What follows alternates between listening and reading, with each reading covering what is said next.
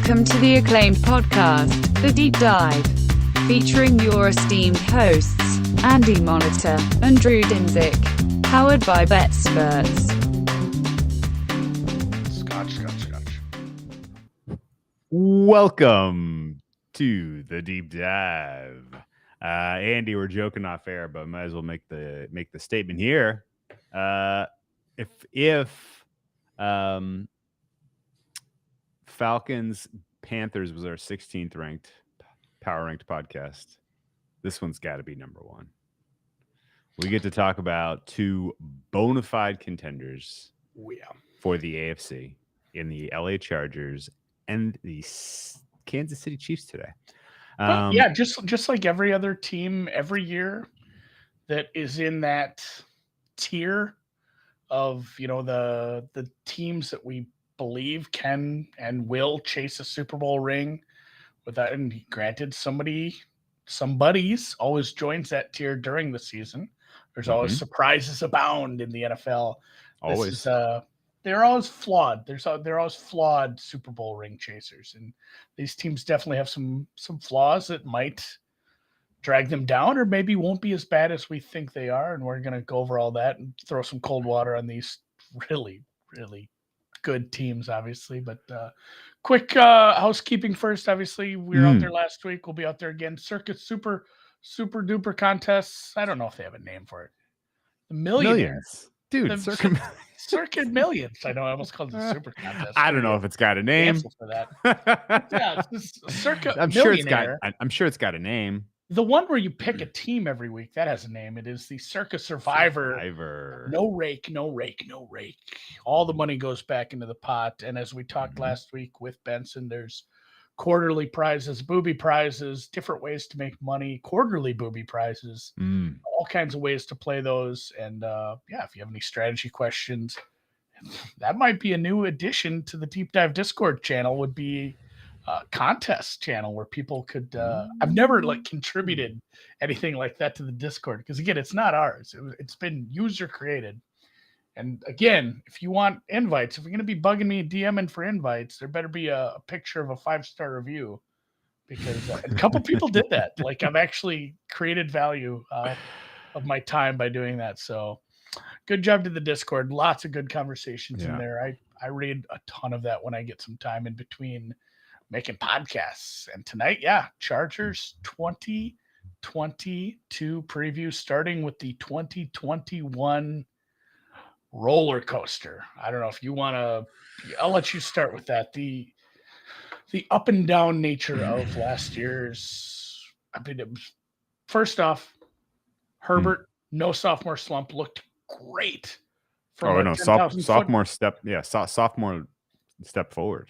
Yeah. There was still a few, mistakes, but granted, the kid is still young, and no one has thrown for that many yards or that many touchdowns in their first two seasons. He is in elite company. He is 1,000 yards ahead of the next guy as far as yardage for the first 2 years. It's wild what he's done. Still a few mistakes, but it was a new head coach and all that. And just your takeaways from 2021. Okay. Going into that season, let's remember that Staley was a debut coach. He was taking the reins coming off of his role as the defensive coordinator of the Rams. We came into the season cautiously optimistic that the Chargers were going to be good, because after his offensive rookie of the year campaign, Herbert had so much promise. But at the same time, we were trepidatious because there were a couple of small things about his statistical profile that seemed like they maybe fool's gold, or just, is this repeatable? This isn't obviously, he's better under pressure than he is in a clean pocket. What's that about? He's better on third and fourth down than he is first and second down. What's that about? That's still a thing, by the way. We'll get to that in a bit. I'm starting to feel like that's not necessarily a Herbert thing, and that's more of a how they're choosing to run the offense thing, but we'll see. Either way, there was a lot of reasons to be somewhat trepidatious about him, and he answered the call by giving you basically one of the more impressive year 2 campaigns after the most impressive rookie campaign that we've ever seen. almost 40 touchdowns. 5,000 yards passing in his second year. Like this, I mean, this is God mode stuff, and it's pretty easy to see why when you wake up today and entering year 3, Herbert is in the MVP chatter. He's at the top of the board there with the likes of Josh Allen and Mahomes. And the Chargers are power rated as one of the best teams in the AFC, despite not making the playoffs last year, which was crazy that they missed. Crazy. At one point in time, they were what was the high point for them? I guess it was probably they're 8-5. They were co-leaders or leaders of the AFC West. And you're thinking like, man, if this team gets a couple of home games, they might be thinking Super Bowl this year.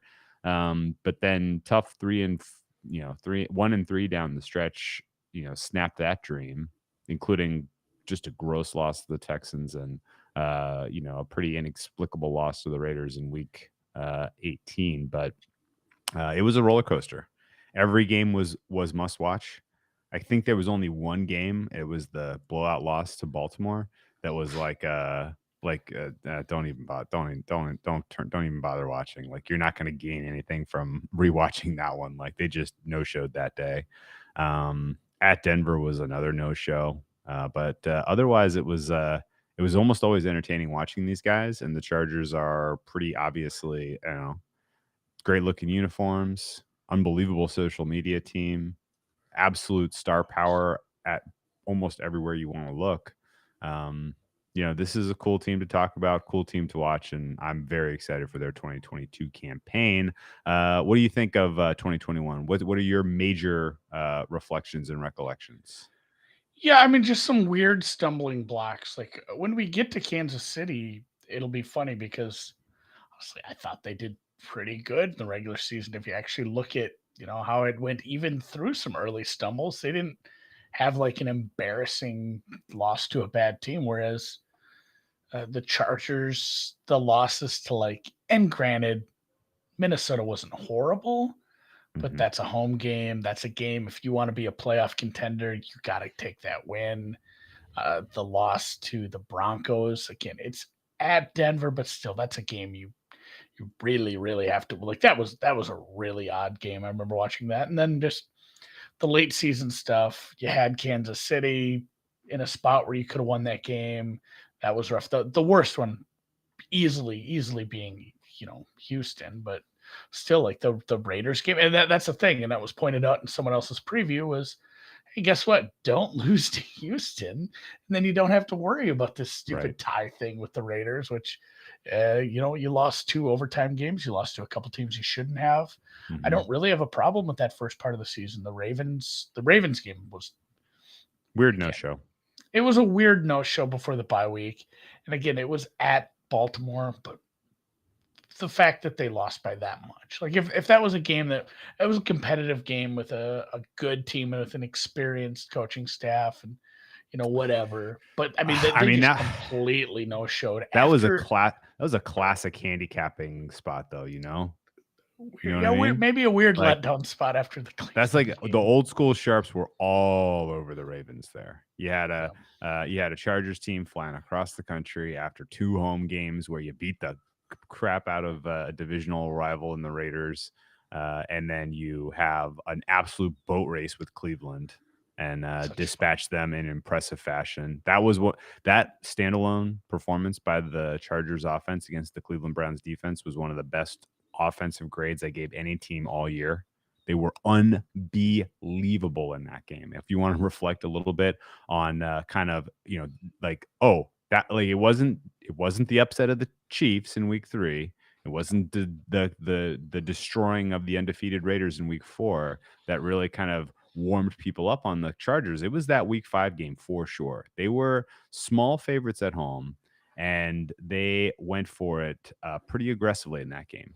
They went for it 3 times, converted all 3 fourth downs, and just in general, had some just incredible explosive plays. They answered every time they got punched in the face. They answered. Cleveland comes through, gets a 71-yard pass to David Njoku. They respond right away with a drive of their own to tie the game. Browns come back, go up 7 points with 4 minutes remaining. The rest is history. The Chargers score the final 2 touchdowns of the game and win and cover by 5. 26 fourth quarter points. God, that was a good game. So what in the heck happened? Why in the world did this team ultimately miss the playoffs? People will point to the going for it on 4th down, and like that was somehow a risky, controversial decision making that Staley was kind of implementing all season last year, but that is not even remotely in the discussion of why things went wrong. It was entirely because of the run defense. Entirely. Yeah, and to be fair, because I think some people will point this out, a couple of those 4th down decisions came in high leverage spots, including the last game. And I think I don't even know if it's the play calling. Maybe the offense could have been a little better set up for. I feel like I got to go back and find this. Maybe it was Football Outsiders. They pointed out like, hey, if you're going to be the guy that goes for like every 4th and short, maybe you should be better set up on your roster to go for it on 4th and short. That okay. like that, okay. which is a fair point. But yes, this run defense was like putrid, damn near historically bad. Putrid, there was a massive problem, and we talk about that time and time again with like game state. And when you get in late in the game and you are trailing, if you can't stop the other team from running, you're not going to get the ball back because they're just going to get, if they're cracking off 4 or 5 yards of carry, they're just going to continually get first downs. You're not going to get the ball back. And the other part is too, it's just a team can be more one-dimensional if they know you can't stop it. And again, that's easier to game plan, knowing like, well, hey, we have a good run scheme and a good running back. We're not going to have to worry about beating some of these high-end corners, and we're not going to have to worry about this high-end pass rush if we can just run the ball. And I mean, there was numerous teams that cracked 100 yards in the first half. There was a couple teams that had some. I mean, there was 150-yard rushers against this team. It was rough. It was really rough at times. The Browns game I referenced, they ran for 230 yards in that game and 3 touchdowns. Like the Browns running backs, the problem was they were scoring too quickly and they kept giving the Chargers the ball back. Like that was that's absolutely wild. So the defense was weirdly the problem, which is, again, not something that I think a lot of people expected coming into the season, considering they brought in Brandon Staley, who was sort of the mastermind of a pretty decent, pretty. He was at the cutting edge of the too high safety trend in the NFL. The problem was the way that team was rostered. They could not run fit to save their lives. And Staley never really adjusted. He was basically like, I have confidence in our offense being able to score one, have the ball last, score one more point. And yeah, I had to pull up this Texans box score just to see first off who the running back was. Wasn't it Philip Lindsay? That was like a Philip Lindsay day, wasn't it? No, it was Rex Burkhead. Rex Burkhead day. Yeah. 22 rushes, 149 yards. Jesus Christ. And he probably won somebody a fantasy title of some sort. It's not like he had some, when you see a gaudy stat line like that, be like, well, if you took out that 80-yard run, it's not that good of a day. His long was only a 36. Jeez. And I mean, he had 2 touchdowns as well. That's how you lose to a bad team, is you let someone like Rex Burkhead run all over you. And that's, again, if you win that game, all you have to do is beat the fucking Texans. You're in the playoffs. It's a playoff team, but it's all the nice things we said about Justin Herbert and all this yardage. He beat Marino out for the most touchdowns in his first 2 seasons. They only won 16 out of 33 games in those first 2 years. Didn't make the playoff neither. That's less than half. So now you need to turn this into team success. And a lot of that does come down to the roster building, the scheming, maybe the most important sophomore year isn't Herbert's last year. It's Staley's this year.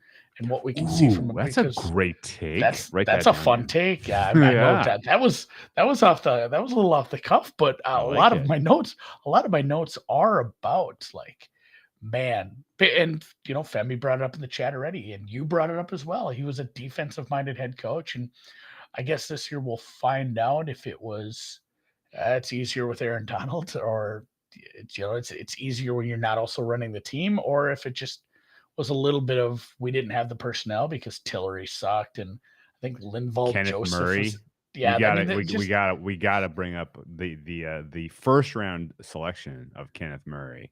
Oh my God, my grade on him is so low. It seems impossible, especially for a first rounder. Like, it looks like I made a calculation error. But no, it's this watching the Chargers last year, like, this is sort of the philosophy that I got to, because it was pretty common. A lot of smart people we talked to, our friends at PFF, people in the analytics community, or people who are like, the running game doesn't really matter.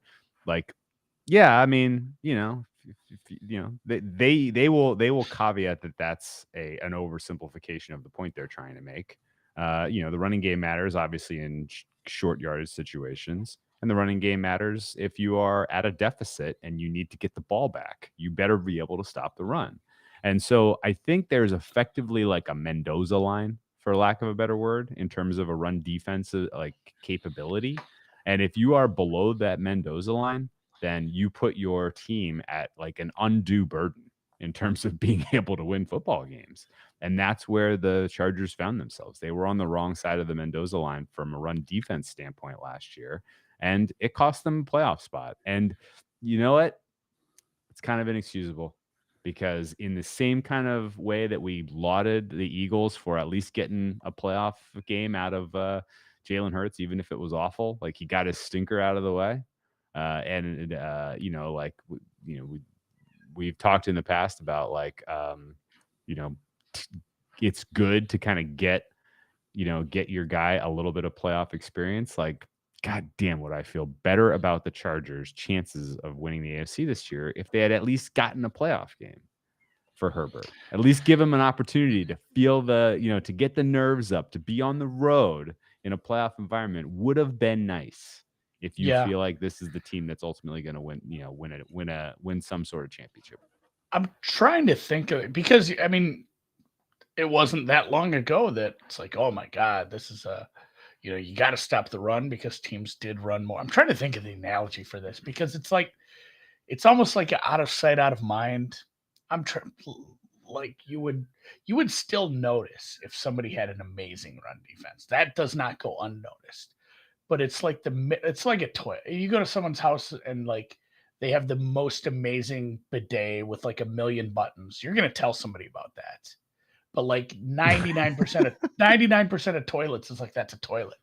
But also, if like, hey, this thing is overflowing and shit is coming out of the pipes backwards, like, you'll also notice that. Like, sure, you're not gonna like, it's just run defense is like that, where 90% of the time it's like, yeah, it doesn't matter, because like, it's not that bad, it's not that good. But like, again, you will laud an amazing run defense, and you will remember a run defense that's so bad that it affected the outcome of the season like this. Because a lot of teams, it's just it's like it has a really, really fat middle and really, really short tails that as far as mattering.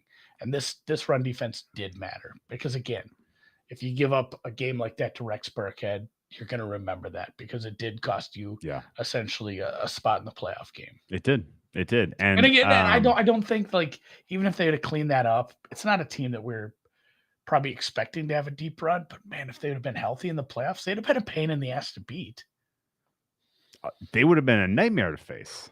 Yeah, for sure. Like, they're a team that rattles stuff up. They could rattle off a win or two.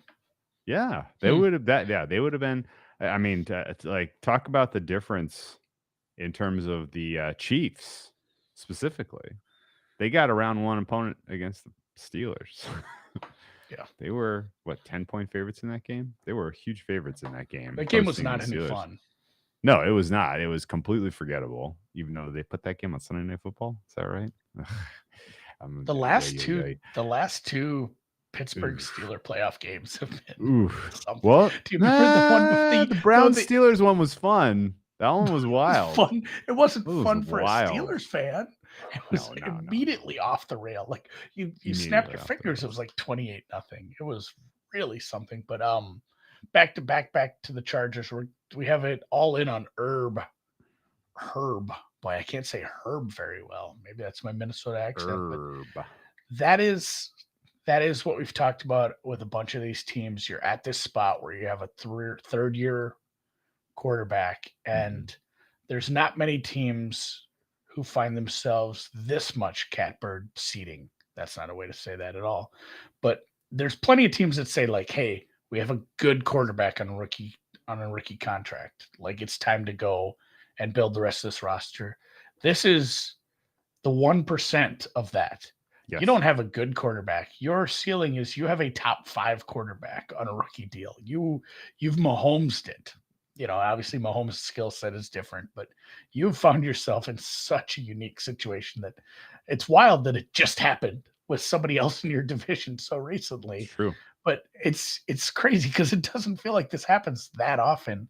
And the ceiling is so high for this kid. So you build around him. And I don't know, like the Eckler thing maybe gets a little under talked about because it wasn't a team that, made the playoffs, made a run, did stuff last year. But Eckler, the wide receiver room, you have a lot of weapons. Like this offense could be very, very fun.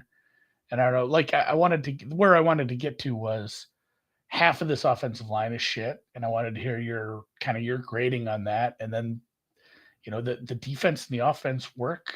There's a bit of a symbiotic relationship. Like we talked about, you can't get the ball back if the other team can run on you. Mm-hmm. And I want to hear your thoughts on what they did to address the holes in the roster during the offseason, notably offensive line. And I mean, just I'm not even going to say position, just run stopping or defensive prowess and planning in general. Okay. Well, I didn't really love the way they addressed either of those things, I guess, is the answer. It seems like they have a decent ability to evaluate offensive linemen in the draft based on the drafting of Slater last year. Slater last year, we talked about it with Will, got all pro vote? No, rookie of the year. He got rookie of the year votes, rightfully so. I had him in rare air among all tackles, and the best rookie tackle grade I've given in a long time. He was amazing. And they went back to the well with an offensive lineman in the first round this year, taking Zion.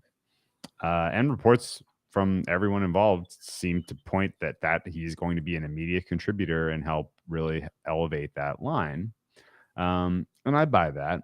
But the right tackle is still a huge question mark. Huge question mark. Right now, it is slated that Trey Pipkins III is going to be taking those snaps. Last year, we saw a lot of Storm Norton.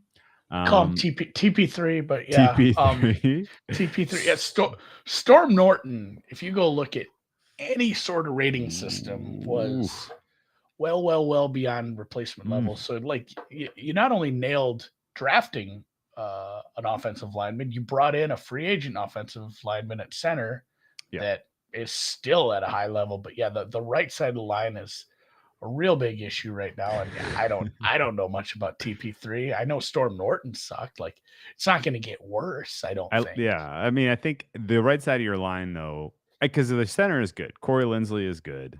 I don't have any strong read on the left guard, Matt Filer. Trey Pipkins III, it's not, doesn't really move the needle for you. But if that's the one, if you have just a couple of weak links and you can kind of help shade the right side of your line, to cover up it in games where you're going up against an especially strong pass rush on that side, that's fine. But you know what else though? Guess who plays well under pressure? Herbert. So who cares? Great, almost I'm almost more inclined to say taking a guard and in potentially boosting the production of your run game so you can put away leads so you don't have to give the other team the ball back. Like if that's what you ultimately get out of Zion, then that's solid. So the fact that the right tackle is still a huge question mark doesn't really bother me. The defensive side of things, though, is spooky still.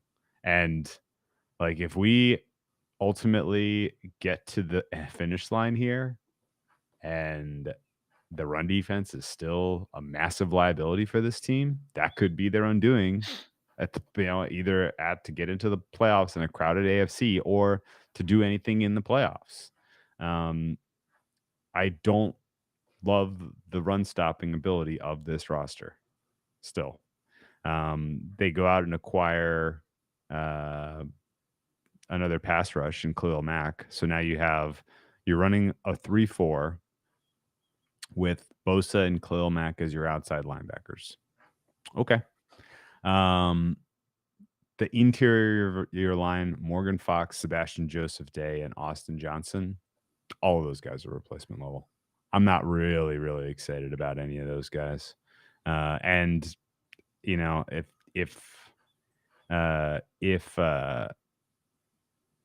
the linebacking core isn't upgraded just through kind of the interior linebacking core isn't an upgrade just through scheme and coaching, then I think you still have a problem here stopping the run.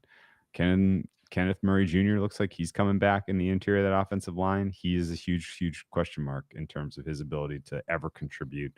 Drew Tranquil, same story. Not a guy that I have a especially high grade on. So yeah, it doesn't look obvious to me that the major leak in the ship was solved. What do you think? Trey Pipkin, I wasn't listening to any of that. Trey Pipkins went to the same high school as this Duke basketball standout and NBA high school. Yeah, Tyus Jones. He is. I'm like, God, I know this kid's name for some reason because he's a local. He went to the University of Sioux Falls, which is like D2, man. Like not even FB or FCS. It's D2. So I remember it was a weird draft pick, and Apple Valley school nobody likes. But Pipkins, he started 2 games last year, 5 the year before, 3 the year before that. He's never had an especially outstanding performance that I could tell you. Bit of a project that hasn't certainly panned out. So yeah, and I was listening. Everything you said, pretty much agree with. And it was a bit of a weird, like, how are we addressing the issues? We'll address other things. Like instead of making, and I guess that's the question. If you have weaknesses on a team, do you address them or do you make your strengths so strong that the weaknesses go away? That doesn't always work, where it's like, man, JC Jackson isn't like, just not throw at him. You still can't stop the run. Like you can make this defensive secondary even better. Yeah. But like that doesn't stop the run. And again, they go out and Khalil Mack, to be fair, has a good grade against the run. Like sure. he's known as a pass rusher. He can help that. So like there is a little bit of a boost. It was really the interior though that where the problem like was. You still and that was the thing. Like Khalil Mack's, and that's what I was going to bring up. Khalil Mack's run stopping grade may have been good because the Bears had good defensive tackles for most of those years. Sure. And like it's still a team game, and as much as we try to look at individual grades, your grades are going to look better. And like, let's say an edge rusher's run stopping ability is going to look better when you're able to have big defensive tackles eating up 2 guys and forcing people into your gap. Okay. Like it's it's tough to like. So they improve pass rush, they improve secondary, and it turns into I'm really, really worried about this defense. The run defense. Like, okay, so you bring in Sebastian Joseph Day when you could have potentially gotten a guy like Akeem Hicks to go with Khalil Mack, which would have been nice. Sebastian Joseph Day had his best year 2 years ago when he was in Brandon Staley's defense. He was actually graded very well that year, but you know why? Because he had Aaron fucking Donald next to him. So he had he was allowed to run amok, right? Like he was wreaking havoc. He's like, well, nobody's blocking me. They got 3 hats on Aaron, right? So it's like it's tough for me to say that Sebastian Joseph Day is going to be the answer. But if Staley brought him in because he's like, look, that guy did what I wanted him to do in Run Fit, then okay, give it a whirl. There's still that is still a question. They just need to get to that Mendoza line of run defense, and then everything else where is it's not a good. glaring weakness. Yeah, because otherwise this defense is absolutely gnarly. You have 2 elite pass rushers on the outside. You have a coverage unit that has to be top 2, if not top 1 in the NFL. Has to be, just on raw talent. So just everything I've read and then some of the stuff I was able to watch, there's a really good chance it's top 1 because obviously JC Jackson's very, very good. And Asante Samuel has been very good in at least what we've seen. But Michael Davis was supposed to be, playing depth. Like he's pushing for the starting job at this point.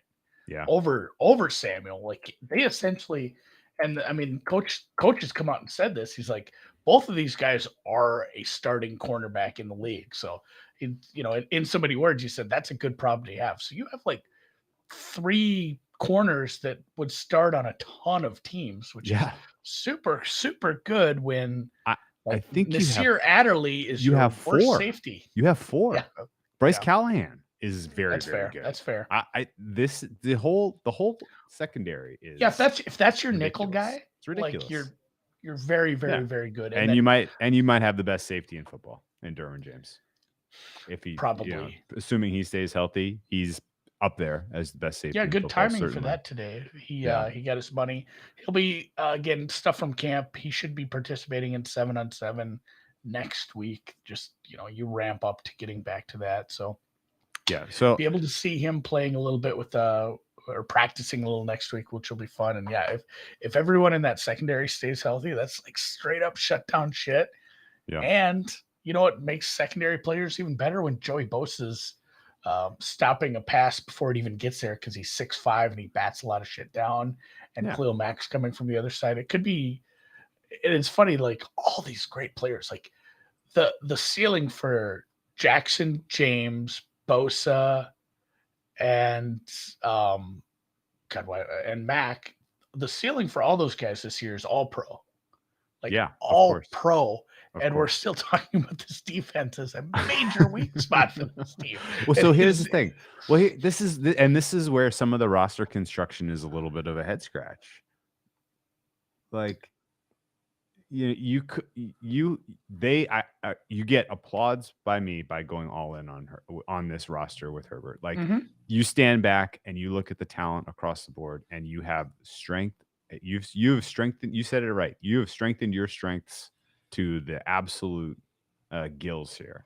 And like there is a compounding effect when it comes to defense, where if you have Mack and Bosa out there in pass rush form, in a must pass situation, because you have a 7-point lead and it's the last 4 minutes of a game, like that, they by definition they will help each other, both being on the field at the same time, because you can only dedicate so much attention to one guy. Same with the coverage. Like there's not a weak link in this coverage unit. So the idea that there's going to be an obvious way to pass on these guys in a must pass situation is not clear to me. The question is, you just have to have the lead, and you have to have the ball. And if the other team is milking the clock and you can't get off the field, and they've, Rex Burkhead's putting 180 on you, then, that doesn't really, none of that is being helped here. And so the question is, did you invest in the right positions? Adding strength to our existing strength, is that the right call? And we'll learn that for sure. Yeah, I was going to say my final thought on this before we talk fourth downs. Sure. We're going to talk fourth downs is we're not NFL coaches. And, maybe Rome was not built in a day. Sure. And maybe Staley knows what he's doing, and we're just going to be fine because a lot of things aren't always. Not everything is fixed with personnel. Sometimes it is scheme, and sometimes scheme is based on personnel. And from 2020 to 2021, they jacked up the blitz percentage a shitload. And maybe they're able to dial that back down because of having, edge rushers that allow you pressure with only 4 up front, and that allows you an extra guy in the box. Maybe by having essentially, like you said, because I can't believe I missed. I mean, that's a really good slot corner too in Callahan. Yeah. By having 4 cornerbacks who are good to great to elite and an elite safety. Yeah. Maybe you're able to bring extra guys up into the box, and just by having strengths at those 2 levels, maybe you're able to just stack more boxes, and the run defense gets good by attrition. By just, hey, there's more people there. It's going to be harder to run because the box is naturally heavier because we don't need to help the corner. We don't need to bring extra blitzers. Run defense gets a little better. That's Okay. my thesis at the end is if Staley knows what he's doing and that's the plan, then this team is going to be great. Okay, so let me ask you then, to put a bow on the all in on Herb. Justin Herbert taking 1 pick after Tua Tagovailoa. Do you think, if given in a vacuum, the Chargers electing to go J.C. Jackson and Khalil Mack in their all-in investments, as opposed to Teron Armstead and Tyreek Hill, which of those 2 makes more sense to you? And let me throw. At the surface, it's the other one. Right, and let's throw Akeem Hicks into the mix, like Sebastian Joseph Day or Akeem Hicks. Like there was an alternate universe where the brain trust went, we're shoring up the tackle opposite our all pro. We're getting another weapon for our young quarterback who's all pro, and we're gonna do a better job with run defense by getting some big bodies up the middle who are elite. Like, it does seem like that would have been like you're probably betting Chargers to win the West at that point, right? Like, you're not overthinking. And that's where I'm at. That's where I'm at as a guy who sits in an office rather than in a football coaching office. Whereas, so there's 2 paths. Either Staley knows what he's doing and this was the plan, because that just seems so obvious to do that instead, or the Chargers are just horrible at looking in the mirror, being retrospective, self-evaluation. Like, they're just so bad at that they can't see, and it's just a full Emperor's New Clothes situation that they're blind to. This was the way to go, and I don't believe it's that way. So I'm going to give benefit of the doubt. I think it's not binary. It's probably halfway in between. No, I think, number one, you were never getting Tyreek Hill, so that was an unfair comp to say, why didn't they go get other receivers? But there were other wide receivers, so I recognize that. But this was just a thought exercise. Yeah, you made such an obvious one where it's like, I'd take that. Yeah, I'd rather have Tyreek Hill with Justin Herbert. Yeah, sign me up. Chiefs weren't going to let you do that. Yeah, buy a jersey. But this is kind of a perfect pivot. And before going there, applauds to Femi. He found 125 to 1 on Joey Bosa. I can't believe anyone wrote that ticket. Somebody's getting fired. That's an absolutely absurd price for Defensive Player of the Year. The possibility exists that it's not an Emperor's New Clothes thing, but it is literally like, hey, the analytics have told us that we need to prioritize defending the pass over defending the run, and therefore we're going to get JC Jackson, even though our secondary already fucking rocks. And so it's a possibility that they are, kind of misapplying some of the key lessons of analytics, or they just haven't figured out, and they're going to figure out the hard way that they're below the Mendoza line on run defense, and that's a problem. I don't know. And analytics is probably the next thing to talk about, because in terms of in-game decision making, variance. True or false, in terms of in-game decision making, the Chargers showed us last year the most correct application of in-game decision making that we've ever seen to this point in the NFL. True or false? It's true, And they could do it again, and they could cost themselves 3 or 4 games by making, what the traditional, status quo NFL would call risky situation, fourth downs. They could lose games on these, but at the same beat, they could win 3 or 4 games by making those decisions in, late game. It's funny, everyone looks at those fourth downs late in the game because they do have a higher win probability swing one way or the other. But Yeah, I mean, and also everybody wants to look at those from a negative, like, oh man, you could cost yourself some games with those fourth down decisions. games you were going to lose anyway. Yeah, or you could, well, in the same swing, you could win 2 or 3 games on those. Like, those have a high win probability swings, and the swing to the positive is usually more than the negative, as we've seen by just anybody who grades those out. And it sucks because the NFL is a smallish sample size to other sports, and we're going to, no matter what happens at the end of the year, we're going to focus in on a couple of those. The media will for sure. Like, oh man, sure. They could have beat this team, and it's low hanging fruit for the idiots out there. Yeah. Well, and it's the bad beat analogy from betting. Like, everyone remembers when everyone. Well, it's loss aversion. Loss aversion, yeah. But everyone remembers the bad beat that they lost because that was the right handicap and they should have deserved better. But nobody remembers the exact same situation when they bet the other side. But like, I deserve that win. Like that variance at the end, I deserve that. That was owed to me. So you don't remember when going for it was beneficial. And they were 22 of 34 on fourth down. They set the record for most fourth down conversions. They set the record for most 2-point conversions. Like, is that right? They were aggressive, and that's awesome. It's fun, and it'll be a while before that most people come around on that. And no. This year, at least the Colts and the Bills are going to be in that camp. No, I mean media, like other teams. Yeah, sure. Yeah, teams will come around faster than announcers. Yeah. That's why I watch the NFL on mute, man. Johnny makes a great point.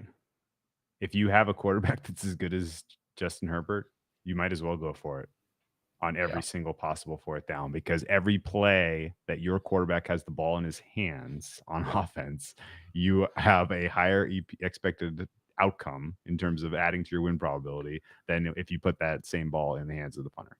Yep. So realistically, the composite, like the people who are doing the good work on fourth down probability and who are accurately modeling, number one, what is the current state of the game? That is solved. It's solved. Don't overthink it. Like if you think the current state of the game win probability isn't solved, then why are the most savvy people in the sports betting space trying to figure out how to get more liquidity into the live odds? Why? Answers the question right there. Like, it's been solved. So number one, what the current state is not in question. What the state after the outcome of the go for it, yay or no, is solved as well. And so like the idea that there's not a correct answer, a mathematically correct answer, is or at bullshit. Least close enough close enough to correct, where 95% of situations are obvious that yes, it's no. And there's always, it's like somebody was talking blackjack with me, and it's like hitting your 12 against a 2. Sure. Like it's not a big enough swing where doing it the wrong way is going to ruin you.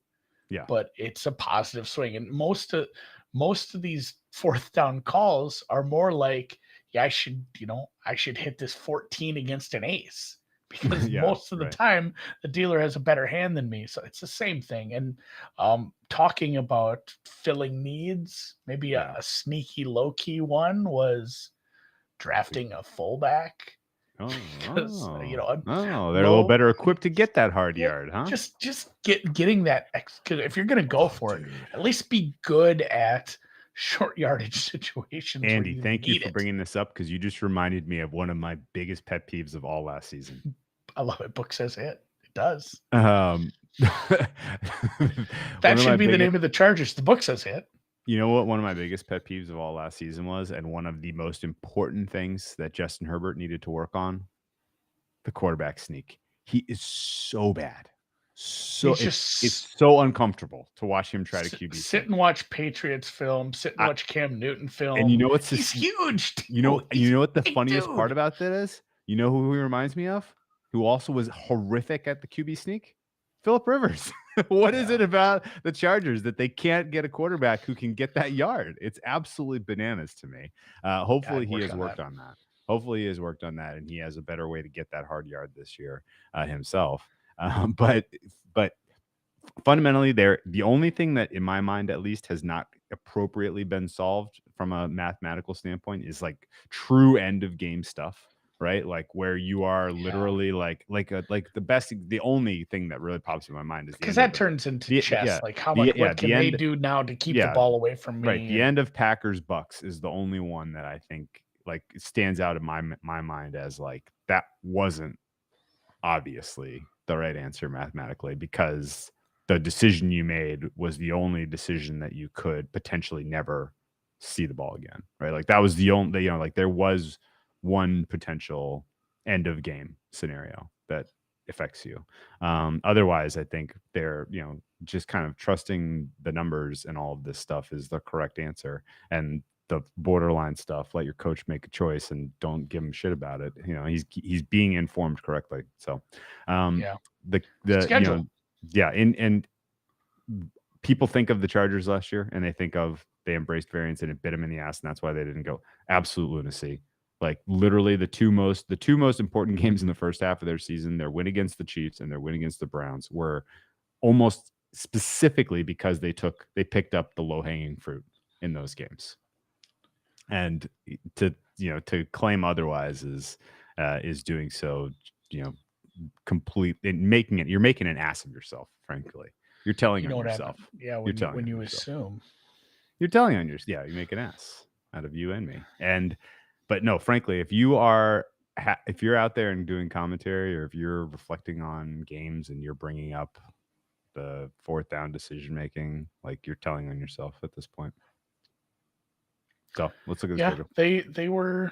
I'm looking because I feel like that Browns game there was a couple, but they only had one fourth down conversion in that Chiefs game, but it was 1 of 1, and they went for it 3 times against the Browns, and you know how many they made?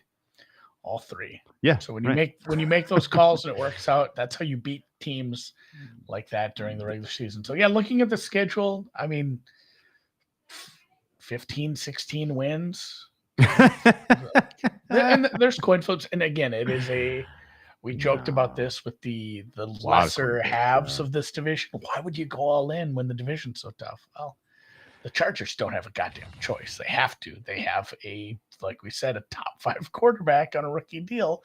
It doesn't matter if you have Patrick Mahomes in your division, your backyard, or your bathroom. You have to go all in. Like, it doesn't matter. You have to.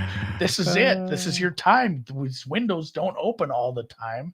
Chargers haven't done a whole lot of anything for a while, and let's go. It's a tough division. So what? You still play Jacksonville, Houston, you play Seattle, you play Atlanta. There's a bunch of, again, you have some rollovers. You got to get those done. You got to make sure you don't do things like last year and lose to these rollovers. But a lot of these coin flip games, I think they're considerably better. I think the market's a little lower on some of these teams, or on the Chargers, than I would be slightly. And a few of these teams that they play, the market's a little higher than I am. So I have this team winning more games than what's implied. And again, a lot of it will hinge on, like, if Denver and Vegas are a little better than, or hit the high end of their range, then it's still a pretty tough schedule with, again, the 5 or 6 gimmies, but it's not a walkover for sure. There's a lot of coin flips, and it's a tough division. Yeah, no, this schedule has every whiff of last undefeated team. It starts out soft. If they can beat Kansas City week 2, which is entirely possible, then they're dancing. I think we're going to get 3.5 on the Chargers on Thursday Night Football week 2. That's because my read is that the Chargers Vegas game week 1 is going to be pretty competitive. I don't think that's going to be a blowout at all. I think that'll be a very competitive game. Chargers probably win, but 3.5 plus 3.5 in my mind is a fair but bettable number. But also week 1, I think Kansas City blows doors off of the Cardinals. We'll get there. I've already bet that. I think Kansas City is going to expose the Cardinals, particularly on the defensive side of the ball.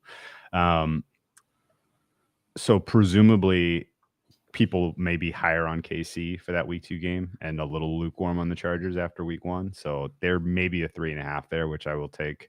But money line is probably bettable as well. Then from there, you get to flex a little and you get to play Jacksonville, Houston, probably Jacoby Brissett. We talked about it on Monday. The Brandon Staley defensive scheme is a specifically great matchup against Russell Wilson. I think the Chargers getting 2 wins against Denver, I'm not saying put it in pen, but seems likely to me. And then you get the lousy Seahawks, a bye, and the lousy Falcons. So this, like, realistically, you could be 8-0 through week 9. And even your double road games in a row, granted, the Houston Cleveland thing isn't great because it's back to back, but at least it's Houston and a Deshaun Watson-less Cleveland. Then True. The other back to backs are ending with a West Coast game at the Niners, a double West Coast in Arizona, Vegas. So, like, those aren't as bad of back-to-backs because your second leg, or in the case of the Arizona-Vegas one, both legs are local-ish. Yeah. Those aren't terrible travel spots. The Denver one isn't great. Like, playing Denver at altitude at the end of the year in maybe bad conditions is rough. But really, like that, and that, to that point, that's what decides who goes to the Super Bowl, I think, in the AFC is, does Justin Herbert get to play at home? Yeah. In the title game, or does he have to go to snowy Buffalo? God, see, all three of that. So let's break down the whole end of this schedule, because 8-0 on the table, 7-1 on the table. Like, the last 4 is not great, though. Fundamentally, if you love the Chargers, you probably should take future positions on them now, because they are going to get shorter between now and November 13th. Okay, then things get super duper interesting. San Francisco, KC, Arizona, Vegas, all expected to be coin flip games. Like 3 out of 4 on the road.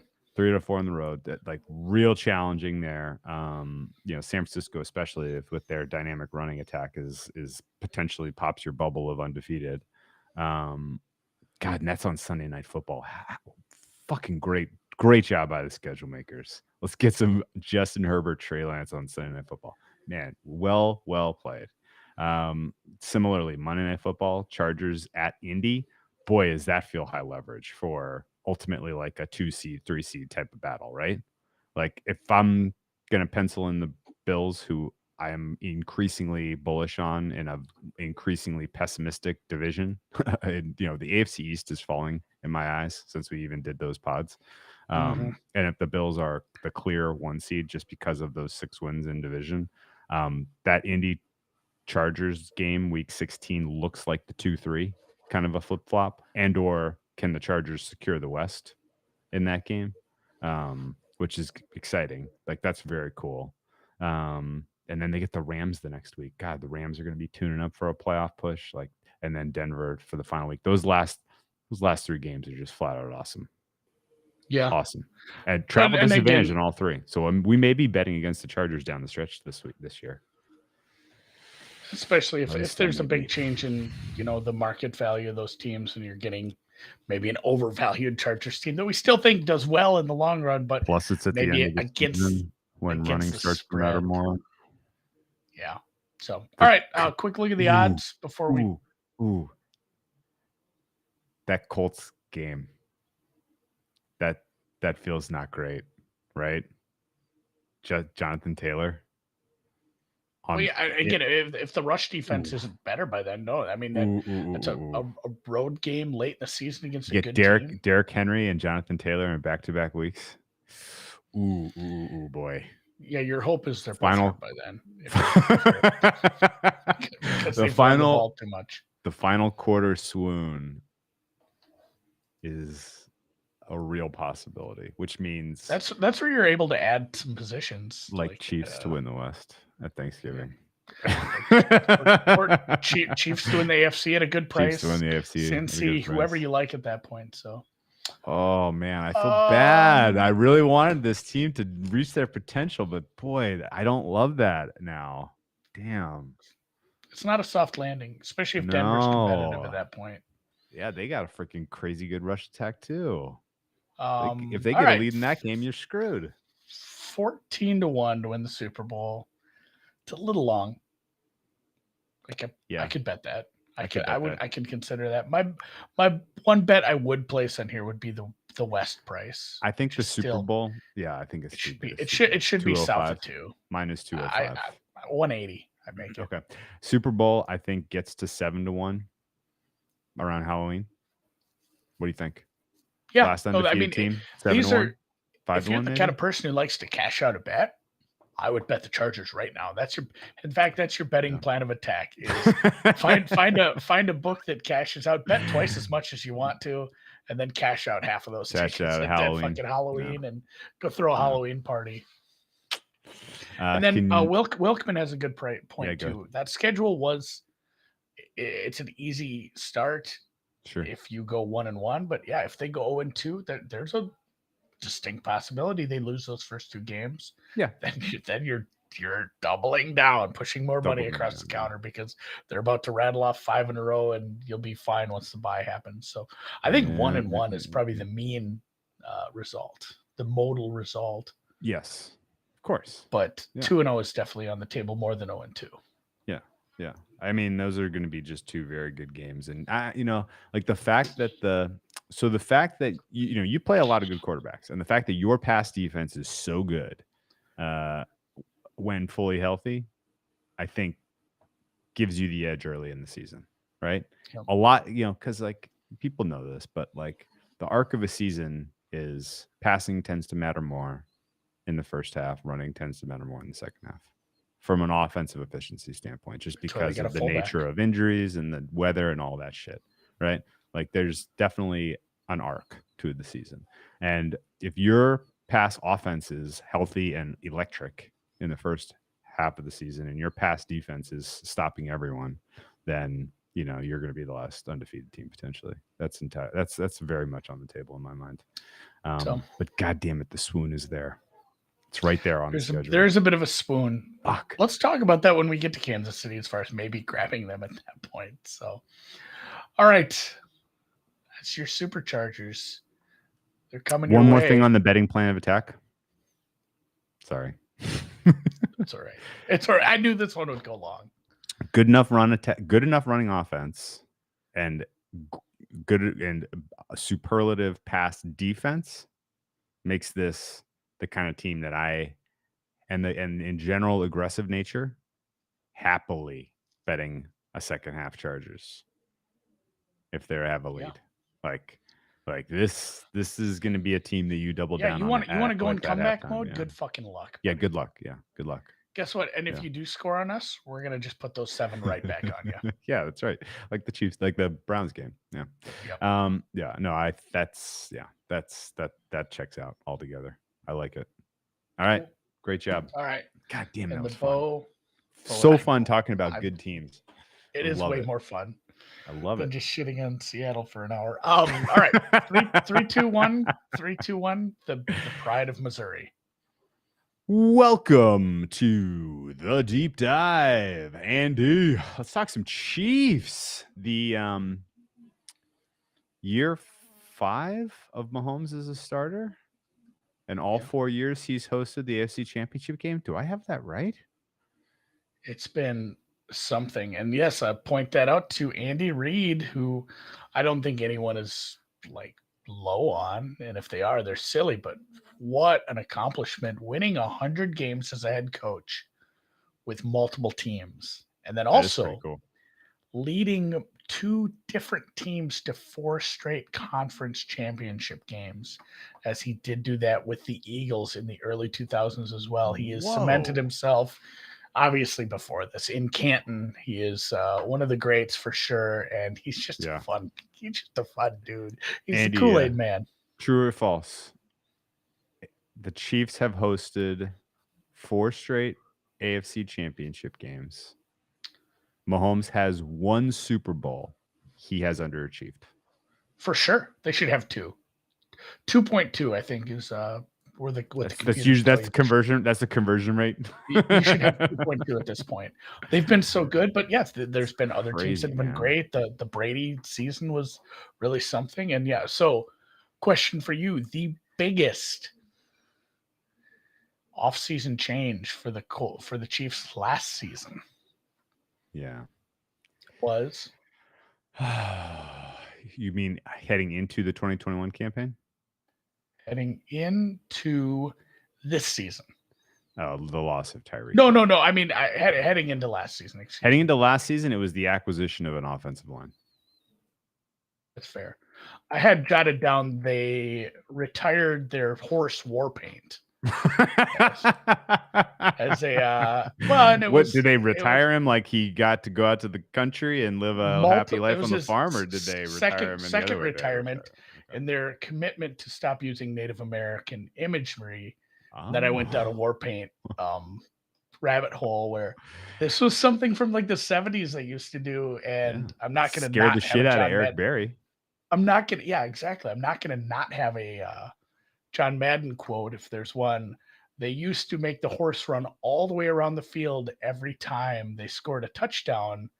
So back in the day when the Raiders got the ever-living shit kicked out of them, Madden said, well, we couldn't beat the Chiefs, but we damn near killed the horse because it had to run around the field so many. They got like 45 put on them or something like that. So I enjoyed that. God. But yes, that's when I was researching the 2021 season. That's what I came up with. But yeah, the obviously 12-5. Oh my God. I'm not going to spend a ton of time on last year because you know what I felt really good about was I made a regular season win total bet to the under 12.5. And this team started the season 3-4. I needed 5 losses. So I had 10 games to get a single loss to cash that ticket. And motherfucker, that got sweaty. There was a point where I'm like, this isn't happening. This isn't. Oh, yeah. I'm not getting it because it's like the Bengals are good, but I really feel like they win that game and then they're going to beat the Broncos. Like I'm not getting this. So thank you for one thing, I guess, last year, Cincinnati Bengals. You got me that win total under. Took and that really money right out of your Mac Jones equity, though. Yeah, that's the thing. It was a tit for tat trade there. Yeah. So, and yes, we can talk a lot and you're going to hear tons of stuff. And we've seen it plenty last year about the early season issues the team had. It felt very Patriots-esque, where the defense just kind of shaped up in the second half of the season and they were good again. But even if there hadn't been big problems with the defense that, God bless them, Spags kind of fixed, and there were problems with how the offense was operating, losing at Baltimore to the Chargers, to the Bills, and to the midseason Titans, those aren't bad losses. I mean, how they lost them was not. Yeah, how great, they lost them is it's not like it's not like they lost to horseshit teams. And even the Cincinnati team, that team was running hot last year. So they lost to 5 pretty decent teams. And again, Baltimore injuries caught up with them, and that wasn't a playoff team, but the rest of those were good teams with a lot of good players. It was a really, really ugly defense to start the season. That's why they were 3-4. The defense had major problems, and the offense was just pressing.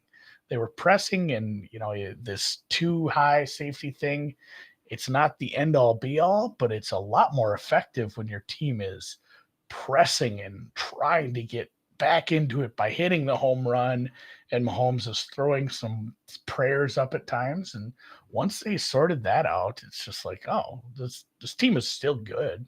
Like this team still has a lot of great players.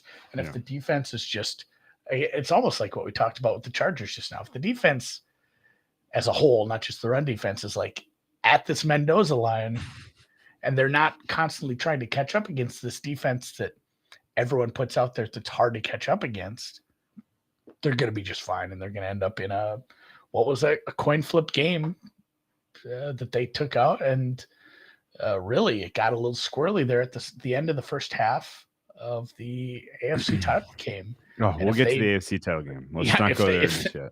If they just make a few better decisions there, they don't lose that game. I need you to. While I kind of do a little diatribe here, prepare your thoughts on that AFC Championship game for me, because I need your perspective badly on that, and I'll tell you why when we get there. You bring up some really good points. The losses were to bona fide contenders in the AFC last year. Period. They didn't lose to chumps. They got beat by good teams, and they got beat by good teams in the AFC. And they basically took everyone's best shot. This was like every team that like lined up against the Chiefs was like, okay, like you guys have been picking on us for like 3 years. We are giving it to you today. Like they took the best shot, and the Ravens only got them by the 1 point. Cleveland didn't get them at all. The Bills, Thunder fucked them in the regular season, but it was a weird game with the delay. And the Titans just utterly embarrassed them somehow. Still one of the more perplexing games of the entire 2021 season. But they came out of that fine because they were still in the mix in terms of record. They hadn't lost too many of those contests in total. And they had some lackluster wins against the likes of the Giants, Packers, and Cowboys before their bye. But they came out of the bye a brand new team. And it was a tale of 2 seasons for these guys, where in the first half of the season, they were extremely sloppy, just losing the turnover battle left and right. They had multiple games where they had 4 turnovers, a couple of games where they had 3 turnovers, but they were just utterly sloppy with the ball. Their defense was not coming up with takeaways.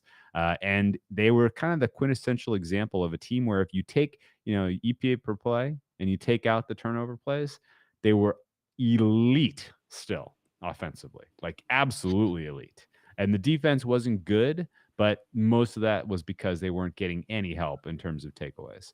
And then it all flipped on its head, and they were now taking the ball away 3, 5, 2, 3 takeaways per game, and the turnovers, basically slowed down to 1 or 2 or 0 for the whole duration of the home stretch there.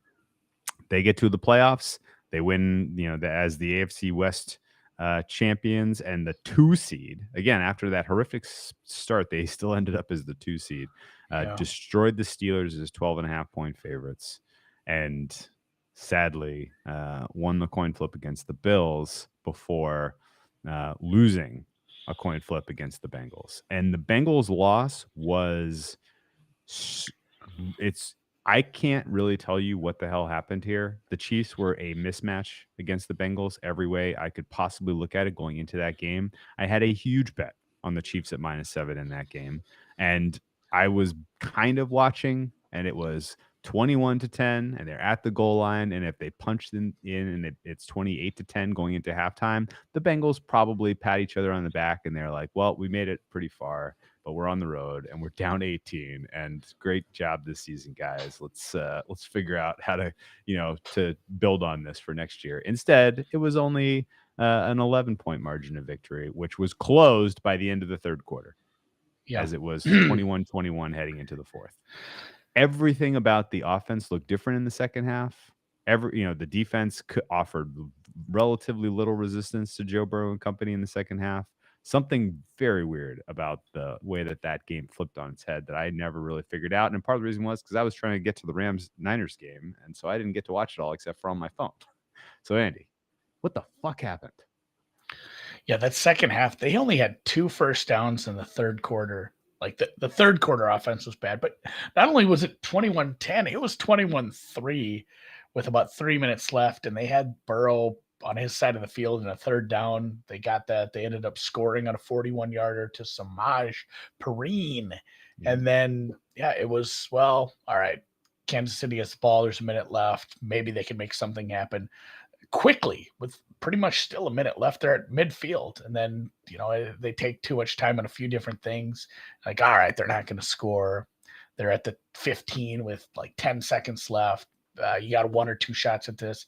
Immediately get the Eli Apple DPI, puts you at the 1, and 2 passes, never got there. Like, not getting that touchdown was probably, honestly, maybe a Super Bowl win not getting that score at the end of the half. We've talked about this in other podcasts. Having that big first half lead is so important. Then, the offense just wasn't clicking in that third quarter. Only two first downs in that whole third quarter. And then they had a couple of bad – the fourth quarter started – the drive that trickled over into the fourth quarter ended on a punt. The next drive ended on a 3-and-out with a punt. They had one nice drive, but again, it was like it was just that the one that went for a field goal. Essentially, the only first downs they had in the fourth quarter were on the field goal drive, and then you lose the coin toss. Yeah, such is life. Is that the most aggressive choking away a championship game that you can remember in your betting lifetime? Because I can't come up with another example. Probably. Yeah, they deserve to win that game by a bunch. It just, I don't have answers, and I'm not going to try to autopsy it right now, but I don't have answers for that third quarter. It was bizarre. It really was. It didn't make sense. Interception in overtime. Pay Jesse Bates, guys. Yeah, the pace. Well, yeah, we'll get to that. But yeah, it was really, really strange. Because the Chiefs were coming off of a game where they made it look so easy against the Bills. Like getting the scores at the end of that game that they needed in overtime, they made it look so easy. And then you're going up against an inferior opponent, a bunch of guys who are in their first ever AFC Championship game. You're 7 points better than this team. You're at home. Like to squander a 11-point lead is insane. But yeah, it was. And then the play that ended their season essentially. The play that ended their season was essentially a microcosm of what went wrong in the first half. He went incomplete, 3rd and 10. You go deep and you press. You throw at Jesse Bates, and it ends up in Von Bell's hand. Yeah. And then all they have to do is go down and get close enough and kick a field goal. So that's life. And despite all that, it wouldn't have been a disappointing season for a lot of teams. It was for them because it was probably Super Bowl or bust. And that cost you your second Super Bowl. Despite everything. And as you can see, we have the $ on Mahomes there because he's about to cost them some money. They're still within their window. This is still one of the elite teams that is in this small group that is chasing a Super Bowl. Their schedule is not super crazy.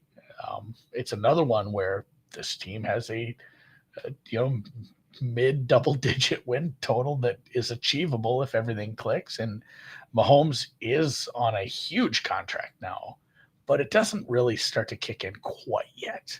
Like as far as the really, really hurtful years, and they can still put a pretty decent roster on him. Do you think?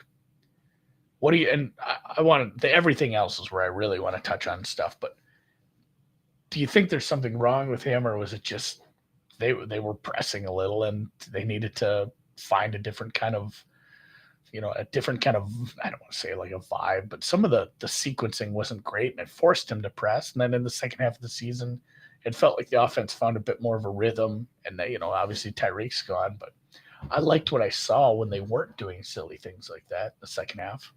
It felt like, well, this team can win it all. Like it's just like Bills Chiefs was the Super Bowl. Yeah, it did. So the Mahomes, and real quick, and here's where, again, everything I've said, I said the word press 5,000 times, like I'm selling a goddamn juicer. Sure, but that's the thing about the too high safety stuff. It's hard to beat over the top, and as we talked about in a podcast that's not released yet with the Seahawks, like the Seahawks had this defense that was just legs wide open to beat us for 6 yards on every play. You want anything underneath? Have it. You can have it all day long. And it's kind of teams were just saying like, hey, we'll take away the deep stuff and maybe throw it anyway and see what happens. Yeah. Because for Mahomes, the hard way was matriculating the ball down the field. The hard way was crossing the street 100 times as matriculate. We're going to force you to matriculate. Force you to matriculate, and the way they've put this roster together post Tyreek, They look ready to matriculate. It's kind of a beautiful little, it's a little matriculating roster, yeah. Yeah, I granted some of these guys still are deep threats, but Scantling and Hardman's a little injured right now. We'll see how that turns. But Scantling, Juju, rookie Sky Moore, Josh Gordon, I think still on the roster somewhere. Yeah. Like and Clyde Edwards-Helaire. Like there's and I didn't even bring up your best receiver in the beauty of Kelce, hitting stuff underneath, hitting stuff in the seam, hitting stuff while the safeties are running with Hardman deep. Travis Kelce, like you have the offense to just you don't have to be this greatest show on turf. Let's hit stuff deep all the time. You have so many weapons that you kind of reloaded with what is probably a pretty good offense. I'm going to push back on this a bit because what makes Mahomes unique among every other quarterback that has ever played football is his physical skill set, particularly his ability to deliver a home run ball. Like that is what makes him unique. I'm going to push back on your pushback because the threat of it is real, and the threat of it has changed the way a defenses think about lining up and scheming defense. Really? And it's fair, but I'm going to push back on the pushback and say that I don't think it's. I think the first part of the sentence was right, but I don't think it's all the home run ball. Although that is scary for a defense that has to scheme against it. I'm more scared of a quarterback who creates in space. The most annoying thing about playing prime Aaron Rodgers was like, oh God, the blitz got there, but it didn't get him. They're going to score on this play. Like your mind moves faster than your mouth can. But when you'd see Aaron Rodgers flushed and like they brought a blitz that didn't put him on the ground, you knew he was rolling out and finding somebody. And that's such a key component of Mahomes too. He does work well when a play breaks down. And, to be fair to pushing back on the pushback that was pushback, Tyreek Hill was great about coming back for the ball on plays like that. Oh, yeah. But you still have Kelce. You brought in some other receivers. Juju Smith-Schuster is not that far removed from a really good season. And, I mean, MVS, we'll see what we got. Hardman might be hurt, but I think even if it's just Kelce and Juju are good, you have some wide receiver depth. And, it's going to be more on Mahomes to create, but I still think the high end is maybe not the scary home run offense, but the offense where they can hit you a variety of different ways. Okay, so paying Mahomes cost you Tyreek Hill, and the Chiefs took their medicine. They could, because the Chiefs have Mahomes under a $477 million contract or something insane. Might as well be billion. And $500 million. They get Mahomes under $500 million contract, and great job. Like you want him around for as long as he wants to play football. Yes, that's fine. But there's only, there are ways to restructure 2026, 2027, 2028 when the salary cap will be higher, and you could potentially push this into the future in a responsible way that could have allowed you to keep Tyreek Hill around. Rather than do that, the Chiefs elected to take some of their medicine this year. Mahomes' cap hit goes up even more next year. He went from $7 million last year to $35 million this year. He goes up to $46 million next year. So they basically were like, okay, it's going to cost us Tyreek Hill, but we get to keep the restructure in our pocket for next year if we want to kind of reshape this roster. Costing you Tyreek Hill, in my mind, lowers the ceiling of this offense from elite to great. And they sat in a room and looked at each other and said, are we comfortable going to war in a crowded AFC this year as a great offense instead of an elite offense? And everybody agreed, right? I do not think that you are replacing the production of Tyreek Hill with Juju Smith-Schuster, MBSs of the world. No, in the Sky Moores you drafted. No way. You are hoping Sky Moore has the ability to replicate 80% of Tyreek Hill in year 2 and 3. But I don't think you are expecting in any way, shape, or form that your offense is going to be able to produce the same level that they did last year. You're taking something on the chin here. Yeah, and it is always, it's like any trade, like you say, people have that saying about a transaction or a trade, like both parties should leave a little bit unhappy. Like the trade-off is like, well, we don't get one more year of having this crazy home run threat who's the fastest man on earth. But like you said, would you rather take 1 year of a elite ceiling or like 2 or 3 years of a really great ceiling? Yeah. And that's we're not in those rooms. That's a decision that was made. Yeah. Such is life. And Yeah, here's because where we again, are. like, will the Tyreek Hill contract look good in the later years? Probably not. Like, No. is he going to be as Speedsters fast? rarely do. Like, you Probably want to not. sign Deshaun Jackson this year? Have fun. Yeah, he's going to need to find some other elements of his game to keep up his level of production. So, I mean, like, are we talking about the fair rating of Tyreek Hill and Sky Moore in Sky Moore's third year? Are they all that different? Probably not. And so you're right. They cost themselves being elite this year, but I think they have given themselves flexibility for next season, which is important because there's a lot of older players on this team, right? There's a lot of guys that you're going to have to figure out how to replace, Travis Kelce among them, as you want to continue to remain great. But I think it's important to recognize that that they are taking some medicine this year, as opposed to what they could have done and keeping the band together for at least. And it's not just the deep. It's everyone loves the home run. Chicks dig the long ball, and everyone remembers Tyreek Hill just beating the pants off, getting behind a safety and scoring. But I mean, you can replace that with McCole Hardman if he's 100%. 100%. I'm saying it right now. You have a deep threat that can do enough of that where it's not going to hurt. He can't catch the ball, though. That's the other thing, and he's not healthy right now. But the other part of Tyreek that you can't replace is people forget about like the 10-yard catches that housed. Like, he's just crazy dangerous with the ball in his hand. Like, even though everybody on the field knows he's fast, people still take terrible angles after he's hit full speed, and it's like, all right, he's gonna get he's not gonna get tackled. Like, why did that guy do that? Yeah. What are we doing? Do you forget he can run like 27 miles an hour? What are we doing here? He had you're not going to replace those plays. He had the unique combo of amazing yak and ridiculous air yards per target. Like, there's just no one like that, really. Yeah, it's almost like there were screens that weren't screens. It's like, hey, it's a little drag or a little curl, and essentially it turned into a screen because you just see everyone chasing him. Yeah. Okay. He not only fast but quick. He turns into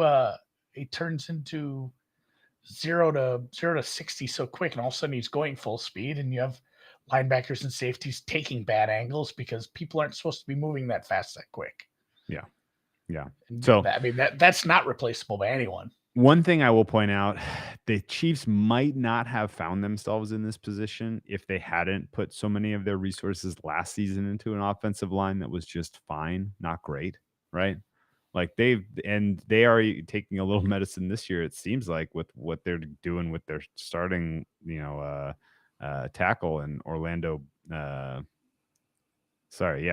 Brown. I from what I can tell you, they have not offered him a long-term extension, so they're going to move on from him after this season. But like, basically, they put a lot of resources into the position, the offensive line last year. If they hadn't, then they probably could have figured out a way to keep the band together without really squandering a ton of their future flexibility. But all things said and done, like, this is still a great offense, and Mahomes is still a unique outlier in terms of his ability to kind of shape the state of the game. Now, they are also losing one other piece in his guy who went to go work for Brian Daboll. And I don't 100% know what the relationship is going to be like between Bieniemy and Mahomes this year in the absence of his guy. And of course, there's speculation that Mahomes wanted Mike Kafka elevated to the offensive coordinator position and Bieniemy out, and he was frustrated that Bieniemy was not getting another head coaching job and moving on. But those guys are going to have to coexist in some way. And if the offense in any way finds things more difficult this year without Tyreek Hill or just it's not as easy, or there's some teams like the Chargers that are elite pass defenses now that are frustrating these guys. There's going to be potential for a little friction there. And Andy Reid, not necessarily a guy that can smooth over like internal speed bumps throughout his career. He is not dealt with conflict well, not dealt with like, general, conflict resolution on your conflict. staff. It hasn't always gone well. So there's some reason to be a little bit, you have to, I think, broaden your range of outcomes for the Chiefs offense to capture that possibility. Yeah. I don't think you have to change their median expectation odd, at all. I really don't. Like last year, you could, put a dot on their median expectation, and the floor was still like elite, right? This year, I think you have to embrace the possibility of a lower floor for this offense just because of things not quite working out the way they should. Probability that nobody else in the league likes Spagnuolo or Bieniemy. How does a team make this many title games in a row and they have the same coordinators for the fourth year in a row now? Very different. It just doesn't happen. Well, it happened with the Saints, but that was a very different vibe. That was a different vibe. And I get that. I get that Andy Reid's such a big part of the offense, and maybe it's not. But I mean, it's like, well, Kevin O'Connell got hired, and he wasn't doing it at that kind of level for that long. So I don't know. Yeah, the Bieniemy thing maybe he just never gets the job, and Spags deserves probably a look after what he was able to slap together there. He was interim after not McAdoo. Oh God, who was the guy? I'm not even gonna think of it right now. We'll stay on the Chiefs, but he was definitely interim at some point for the Giants. I'm trying to think who got shit canned. It must have been after McAdoo then, because his name didn't get fired, right? Didn't the red face guy? He didn't get fired, did he? Coughlin. Coughlin? Yeah, he retired, right? It was pre-Shermer. I think it was McAdoo. It must have been McAdoo. McAdoo, Shermer, Judge, or there's been a bunch of coaches, but either way, yes, Spags did a great job. And then, I mean, do you want to look at the schedule when you're talking about the range of outcomes here? I guess I just will comment on the defense a little bit here because this is not an elite defense from a personnel standpoint. You have one elite player in Chris Jones, and then everyone around him is Chris Jones did. Just like, again, these camp injury reports are like that. You talk about a broad range of outcomes. It's one of those two where it's like, oh, I could have just been cramping up or gone to the bathroom, or they could be injured. But he was a little dinged up today. Yeah. Chiefs are having a camp as far as that goes. You'd want to, again, talk about reasons for a broad range of outcomes. They are not doing great on camp for keeping people healthy. Got to hydrate, guys. When you got guys exercising in humidity, the soft tissue injuries, you got to keep them hydrated. A few more Oklahoma drills, maybe. Chris Jones is elite. Everybody else on that defense, replacement level, a little below or a little above. Do you want to guess who the best Chief I have graded last year was? Besides on defense? On defense, yeah. Snead. No, besides Chris Jones, yeah. Frank Clark. Frank Clark. And he kind of sucked. It was it was not a good unit last year, which is you can figure that out just looking at their outcomes. But two first round picks spent on defense. Yeah, and then they brought in Justin Reed. They brought in a couple of other pieces that I don't think are going to play huge parts, but brought in some depth at linebacker. The defense could take a step forward, but that is not going to be a stride. It'll be if this defense takes a step forward, it'll be more along the lines of, hey, we didn't suck ass for the first 8 games and then turned it around. We reached that median Mendoza line level for the whole season. And honestly, that would make a really big difference to this team. Yeah. But the range of outcomes is also, it's bad like it was last year for a while. It's especially stark after looking at the Chargers depth chart. where those guys are all. Yeah, after we just pros. talked about, hey, this team has like four really high end cornerbacks. And now like, they weren't especially Trent healthy. They weren't especially healthy last year. When they were healthy, they were a ball hawking unit, and that made them in general grade better as a defense. But but after Jones and Clark, every other guy that I had as above replacement level is gone except for Nick Bolton. Tyrann Matthews gone. Jaron Reed gone. Anthony Hitchens gone. Like those guys played decent last year and they gone. Mike so Hughes. You're lacking in continuity. You're lacking in guys who are above replacement level outside of Chris Jones, which means you're going to need these guys to get coached up by Spags and perform better than the sum of the parts. Losing Sorensen's probably a plus. Oh, that's addition by subtraction. Yeah, you could put a tackling dummy out there. It's at strong safety instead. Yeah, that's addition by subtraction. But yeah, I mean, it's brought up in the chat by Johnny. You're starting a rookie corner, and it'll be trying at times. And I talked about, again, the first part of the podcast, all I talked about was this team got put in deficits or, had to keep pressing, and that caused problems. Yeah. It's a different kind of looking offense, I think, this year, but still, if that was an issue last year, it's certainly not just going to magically be solved this year. So I don't know. You really have to, for this defense to be above average, Karloff just has to be good. Both rookies have to be good. Yeah. We've seen rookie corners just aren't good. That's just a tough ask. It's not a thing that happens. Jones has to play at a high level. Frank Clark has to play at least the same level. Both Gay and Bolton have to be good. And then you need something to happen in the, somebody has to really step up in the defensive secondary. So to realize to realize your potential, you need the offense to be great. You need the defense to be average. Yep. Now here's a guy. And Sorensen sucked. He was awful. All right, let's look at the where is he's somewhere else now. He's still in the league, I believe. I saw him on a depth chart the other day and I did a triple take. It's like, really? Oh, okay. Let's look at the schedule.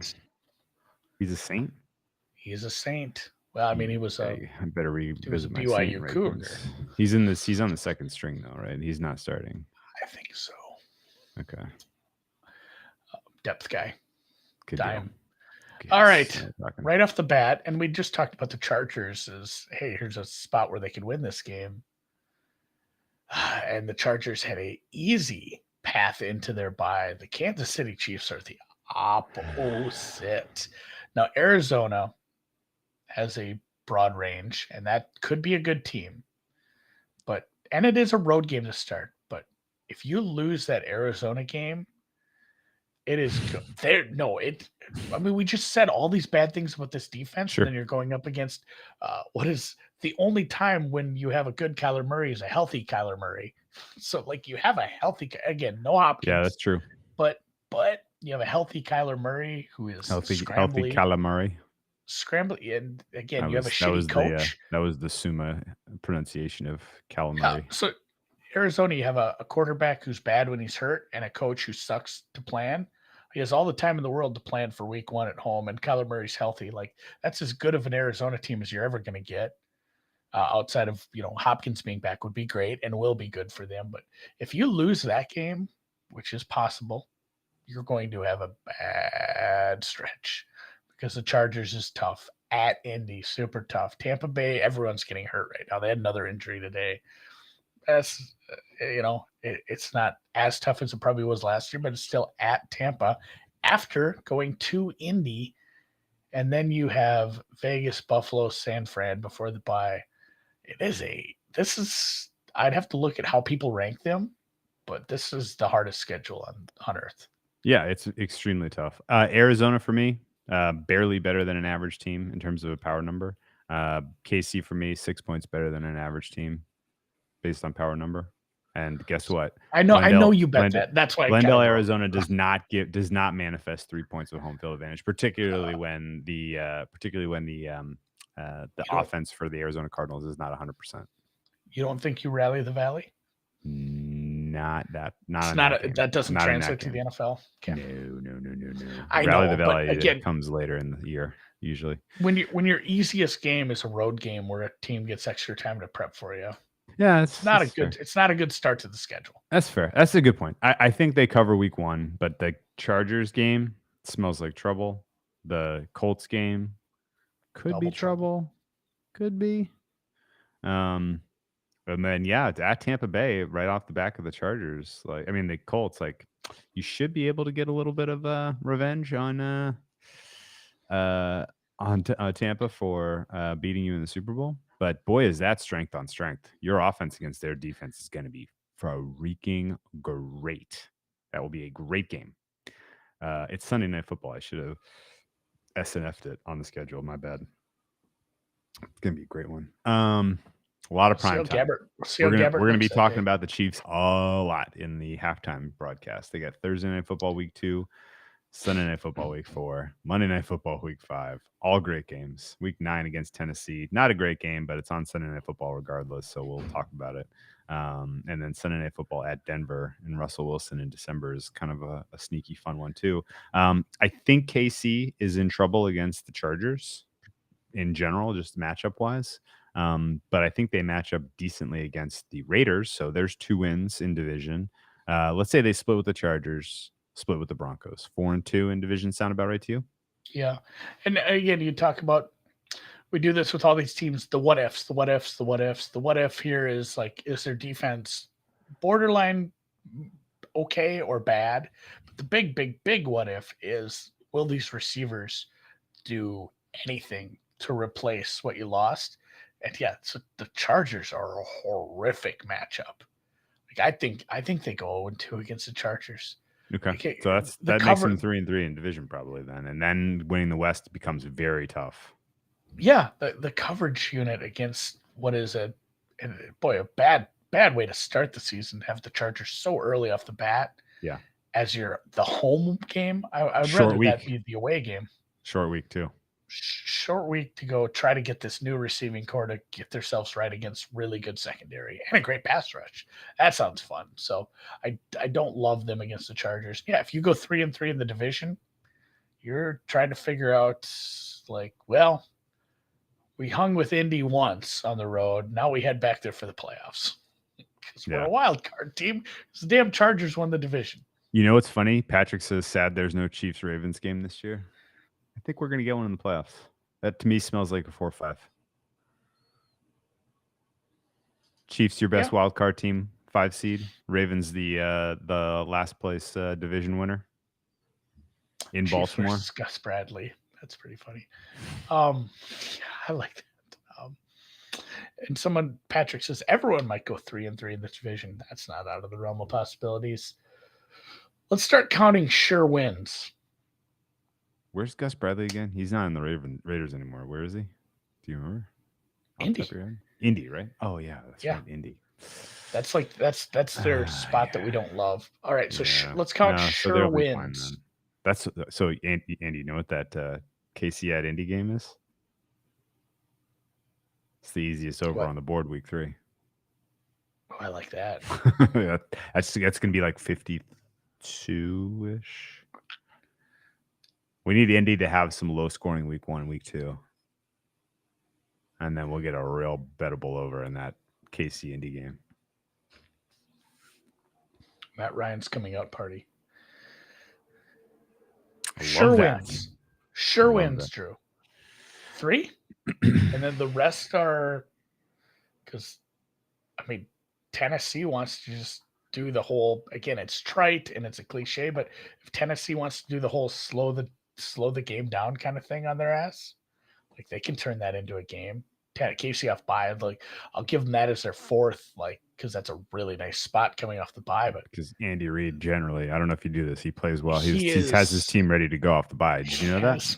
He has been decent with extra time to prepare. Andy Reid has his team ready to go. I'm not sure if you've ever heard that before. 4, 5, 6 wins that feel easy, and the rest of the schedule is just a goddamn struggle. I'm going to give him 5 sure wins, 4.5 sure wins, 4.5 sure wins. The rest of the schedule is tough. It is. It's tough. Although it's backloaded in terms of strength of opponent. Like 3 of your those home double stretch digit. there. That home stretch looks pretty good. The best case for betting this team midway through the season is Russell Wilson is not working out. Both Denver games are late. If Russell Wilson's not working out and it's like, all right, this Kansas City team is markedly better than Denver, then you have Jacksonville, Houston, Seattle, both Denver games late. I'm going to disagree with you. I think your best case scenario is Russell Wilson is working out. And then they are still a good matchup. And then they're priced. You need them to be priced as third favorite in the West, so you get a good bet down. I think.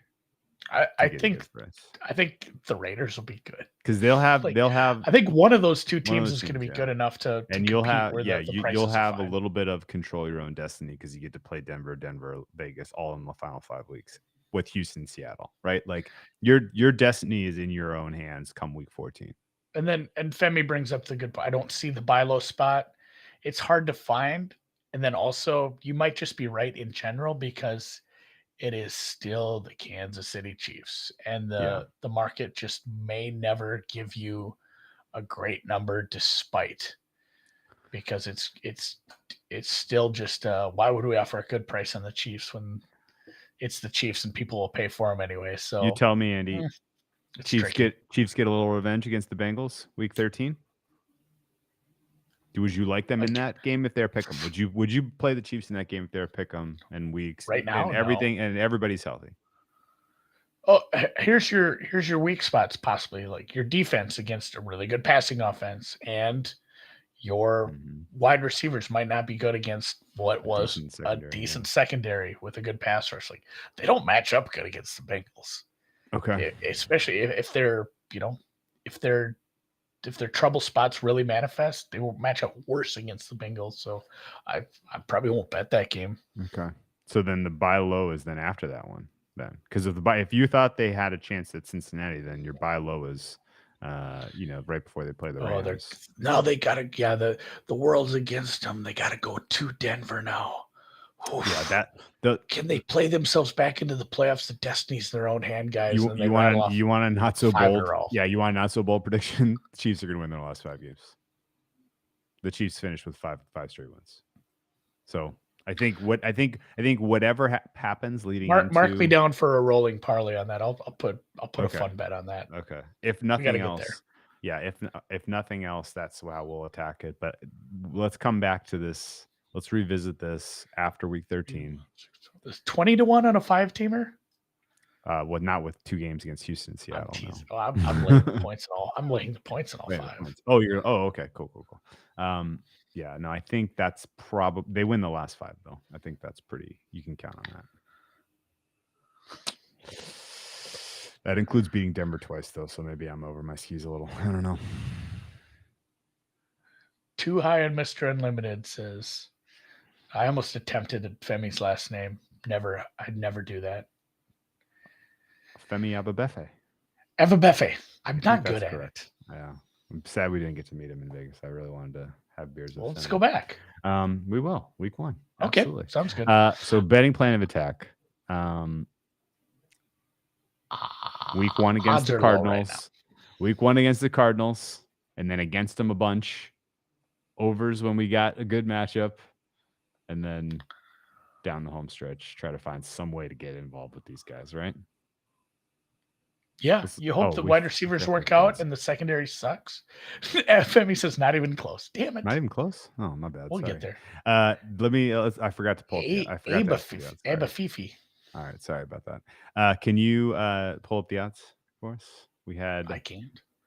10-1 for the Super Bowl, 5-1 for the AFC. Plus 155 for the AFC West. Decent chance that this is maybe the last year that the Chiefs are favored to win the AFC West. Yeah, everyone's on their ass. The rear view mirror is full. To make the playoffs, yes is minus 225. Yes, that's correct. And then the over-under of 10.5 is only bettable to the over, even though the schedule is tough and everything we talked about, blah, blah, blah. Like, it's really tough for me to see this team not figuring out their way to get to 11. It was 12.5 last year. That's a big adjustment. That's a big adjustment for a, you lost their a wide schedule receiver. last year was super tough too. It's not like their schedule this year is way tougher. Yeah, they didn't have an easy schedule. They had it was a top 10 tough defense, or a top 10 toughest schedule last year. So yeah, betting plan of attack for me, just based on all these odds, is find a spot later or don't at all as far as full season stuff. And then yes, there's going to be some spots where I love the over, or I love this team's matchup against another team.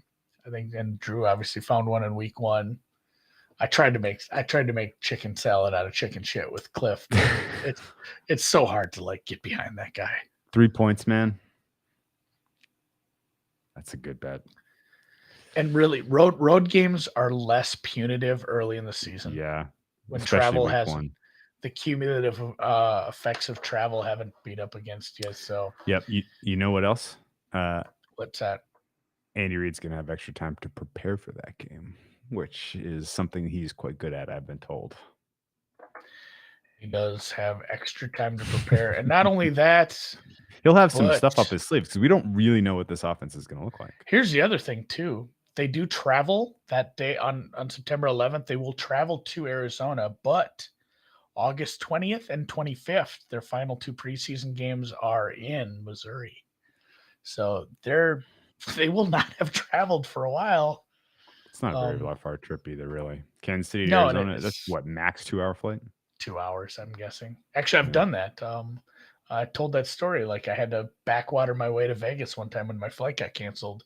And, we stopped in Kansas City, had some barbecue, and then went down to Sky Harbor. So, yeah, not a bad travel spot. I'm probably with you there. I might add to that position. Okay, let's do it. Let's go KC. Always feels good to cheer for the best quarterback in the NFL week 1 against Cliff Kingsbury and Kyler Murray. Calamari. So, all right. Calamari. All right. Good stuff, man. That was fun. Yes. Great pod. As well as we possibly could have covered 2 really important teams for the fabric of the season, I think. We will be talking a lot about the Chiefs throughout the season. So by no means is this closing the book on our opinions. So surely. See you guys.